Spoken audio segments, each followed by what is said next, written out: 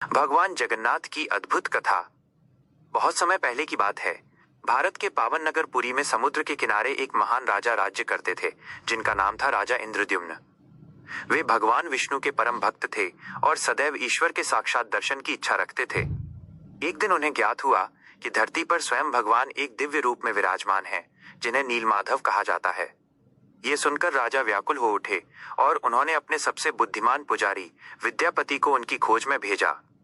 विद्यापति घने जंगलों, नदियों और कठिन मार्गों को पार करते हुए एक आदिवासी गांव पहुंचे। वहां के मुखिया विश्ववसु गुप्त रूप से नीलमाधव की पूजा किया करते थे। बहुत विनती करने के बाद विश्ववसु उन्हें दर्शन कराने को तैयार हुए, लेकिन शर्त ये रखी कि विद्यापति की आंखों पर पट्टी बंधी रहेगी ताकि वे रास्ता न जान सकें। परंतु विद्यापति चतुर थे। उन्होंने रास्ते में चुपके से सरसों के दाने गिरा दिए। कुछ दिनों बाद जब उन दानों से पौधे उग आए तो वे उसी मार्ग से दोबारा मंदिर तक पहुंच गए। दुर्भाग्यवश वहां नीलमाधव की मूर्ति अब नहीं थी। जब यह समाचार राजा इंद्रद्युम्न को मिला तो वे अत्यंत दुखी हुए।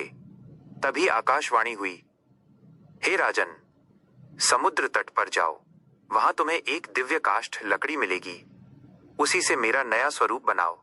राजा तुरंत समुद्र किनारे पहुंचे। वहां लहरों के बीच एक विशाल दिव्य लकड़ी तैर रही थी। उसे कोई उठा नहीं पा रहा था, लेकिन जैसे ही राजा ने भक्ति भाव से उसे छुआ, वो लकड़ी स्वयं हल्की हो गई।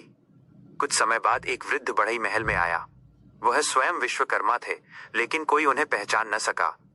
उन्होंने शर्त रखी, मैं मूर्तियां बनाऊंगा, लेकिन जब तक काम पूरा ना हो जाए कोई भी उस कमरे का दरवाजा नहीं खोलेगा।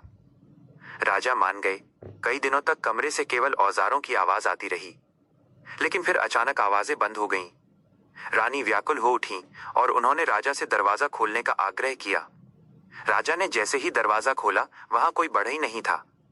कमरे में केवल 3 अधूरी मूर्तियां थीं, भगवान जगन्नाथ, उनके बड़े भाई बलभद्र और बहन सुभद्रा। राजा को अपनी जल्दबाजी पर गहरा दुख हुआ। तभी आकाशवाणी हुई, हे राजन, दुखी मत हो, यही मेरा दिव्य स्वरूप है।